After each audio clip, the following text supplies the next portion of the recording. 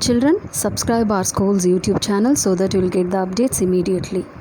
Good evening children, this is Padma from GK Jain Schools. Today we are going to continue with complex numbers from 12th maths. In today's class we will be seeing about the algebraic properties of complex numbers. Let's move on to the topic now. Let's see about the algebraic properties of complex numbers. Let it be real numbers, natural numbers or whole numbers, everything have got their own properties. Similarly, complex numbers have their properties. Here in this tableau column you are having two classifications. One is for addition and the right hand side is for the multiplication. Now we'll see the closure property. For any two complex numbers Z1 and Z2, the sum Z1 plus Z2 is also a complex number, and for any two complex numbers Z1, Z2, the product Z1, Z2 is also a complex number. Now we'll move on to the next property, commutative and associative for addition and multiplication. Now commutative, for any two complex numbers Z1 and Z2, Z1 plus Z2 can be written as Z2 plus Z1, that is both are equal. And in multiplication, for any two complex numbers Z1, Z2, Z1, Z2 is equal to Z2, Z1. Now associative property, for any three complex numbers Z1, Z2, Z3, Z1 plus Z2 plus Z3 is equal to Z1 plus Z2 plus Z3. And in multiplication, Z1, Z2 into Z3 is equal to Z1 into Z2, Z3. Now additive identity in addition and multiplicative identity in multiplication. So there exists a complex number 0 such that 0 plus 0i and z plus 0 is equal to 0 plus z is equal to z. That is the complex number 0 acts as the additive identity, and multiplicative identity will be 1 is equal to 1 plus 0i. Note the imaginary is becoming 0 there. So z into 1 is equal to 1 into z is equal to z. So the complex number 1 acts as the multiplicative identity. Okay. Now the additive inverse and multiplicative inverse.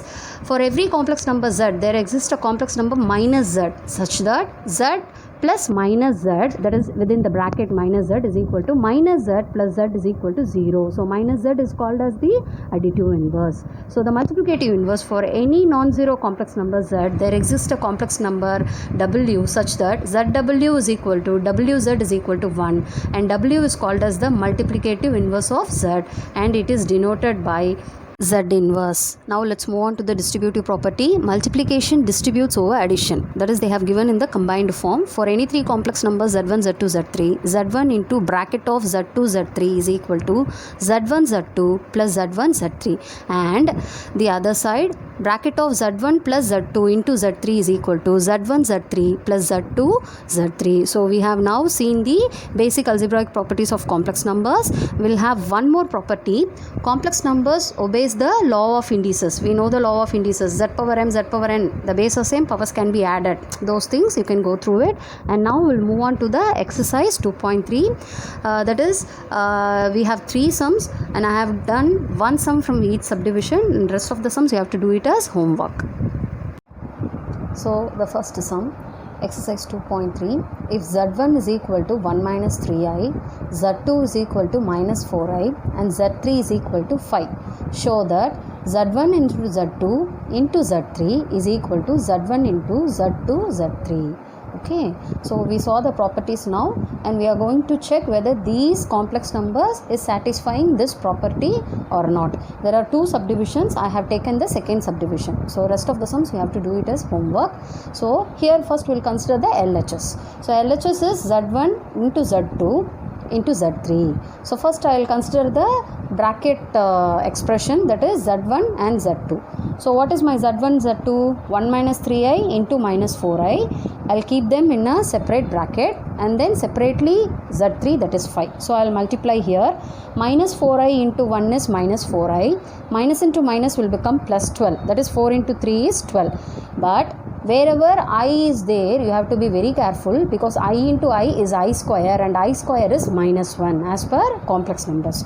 So I into I is I square, so I have written it in a separate bracket. Now in the next step, minus 4i plus 12, here this minus, this I square will become minus 1, so minus into plus 12 will become minus 12, and finally with 5, when I am multiplying, I will get it to be minus 20i minus 60. That will be my first first number. I'll name it as first number because this is my LHS. Now I'll check out with my RHS. RHS is Z1 into Z2 Z3. So I'll first multiply this Z2 Z3, that is I'll keep the Z1 as it is, 1 minus 3i into minus 4i into 5. So minus 4i into 5 is minus 20i. So again I'll multiply here, minus 20i into 1 is minus 20i, minus into minus will become plus, 20 into 3 is 60 and I into I is I square, whereas I square is minus 1. So again I'll get it to be minus 20i minus 60. See, now my LHS, that is 1, and RHS 2, both are equal. So LHS is equal to RHS and hence proved. So this is how you have to do this sum. Similarly you can do the first subdivision also. Now we'll move on to the next sum. See the second sum.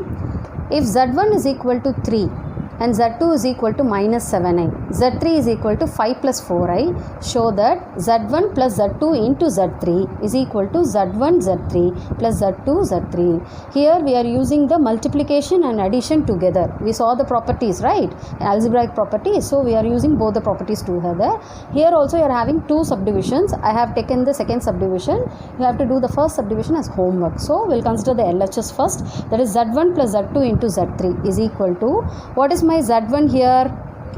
Z1 plus Z2, see, Z1 is 3 and Z2 is minus 7i. So adding both of them, I'll get it to be 3 minus 7i into Z3 is 5 plus 4i. So I have written it here. Now I can multiply them both. So 5 into 3 is 15, 5 into minus 7 is minus 35 and I will be I as it is. 4i into 3 is plus 12i. Now 4 into 7 is 28, plus into minus is minus and I into I is I square. Now again 15 minus 35i plus 12i, I square is minus 1. So minus into minus will become plus 28. Now I can add the real numbers together, I mean the real parts together and the imaginary parts together. Here the real parts are 15 plus 28, that is 43, and imaginary parts minus 35i plus 12i, that is minus 23i. So this will be my first, that is the result of my LHS. Now I will consider my RHS, Z1 Z3 plus Z2 Z3. So what is my Z1? 3 into Z3 is 5 plus 4i and Z2 is minus 7i into 5 plus 4i. Now 5 into 3 is 15, 4 into 3 is 12. Here 5 into minus 7i is minus 35i and 4 into 7 will become 28 and plus into minus is minus. Again I into I is I square. So first complete this bracket. We will write this as it is, 15 plus 2i plus minus 35i minus 28. I square is minus 1. So minus into minus will become plus 28. Now I can group the real parts and imaginary parts. So this will become 15 plus 12i minus 35i plus 28. My real parts are 15 plus 28, that is 43, 12i minus 35i minus 23i. So see now my RHS and my LHS are equal. So LHS is equal to RHS and hence proved. Okay. Now the third sum, if Z1 is equal to 2 plus 5i, Z2 is equal to minus 3 minus 4i and Z3 is equal to 1 plus I, find the additive and multiplicative inverse of Z1, Z2, Z3. Actually there are three parts. For Z1, Z2 and Z3 we have to find the additive and multiplicative inverse. I have done it for Z2. So you have to do it for the Z1 and Z3 as homework. Okay. So generally additive inverse of Z means it is minus Z and multiplicative inverse of Z means it is 1 by Z. Okay. So using this only we are going to find the additive and multiplicative inverse of Z2 here. Consider Z2. Z2 is equal to minus 3 minus 4i. Now additive inverse of Z2 is minus Z2. So I'll multiply it by a minus. So minus into minus 3 becomes plus 3 and minus into minus will become plus and 4i. So my additive inverse of Z2 is minus Z2, that is 3 plus 4i. Now I'll move on to the multiplicative inverse. So we know that multiplicative inverse of Z2 is 1 by Z2. So 1 by Z2 is equal to 1 by minus 3 minus 4i. So hope you all remember rationalizing the denominator. That is, we will multiply and divide by the conjugate. Similarly, here also we'll multiply and divide by the conjugate. The conjugate of minus 3 minus 4i will be minus 3. You have to change the sign only for the imaginary part. So it will be minus 3 plus 4i by minus 3 plus 4i. So what I have done here, the numerator can be kept as it is. So minus 3 plus 4i divided by minus 3 into minus 3 and minus 3 into minus 4i, then 4i into minus 3, then 4i into 4i. Instead, you can also use this formula. Hope you all remember a square minus b square. What is the formula? A square minus b square. A plus b, a minus b. Same formula can be applied here also. See, it is a minus b and a plus b. Instead of a you are having minus 3 and instead of b you are having 4i. That's all. You can use that formula, that is a square minus b square also directly, or else you can multiply also. In both the way you will get the same answer, because I square will finally become what? This I square will become minus 1. So minus into minus will become plus. So the answer here is 1 by z2 is equal to minus 3 plus 4i divided by 25. Therefore 1 by z2 is equal to 1 by 25 into minus 3 plus 4i. Similarly, you have to find the additive inverse of z1 as well as z3. So this is how we have to do this sum. Today we went through the algebraic properties of complex numbers and also the exercise related with them, that is exercise 2.3. So in tomorrow's class, in the next class, we will be seeing about the next exercise 2.4 and its related concepts. Thank you, children.